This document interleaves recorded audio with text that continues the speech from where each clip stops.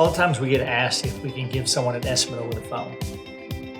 We really can't do that very effectively, and here's why. Many projects have so many different aspects that influence what it's going to cost, whether it be the access or the sophistication of the project itself, or even the ability to achieve what they're asking for.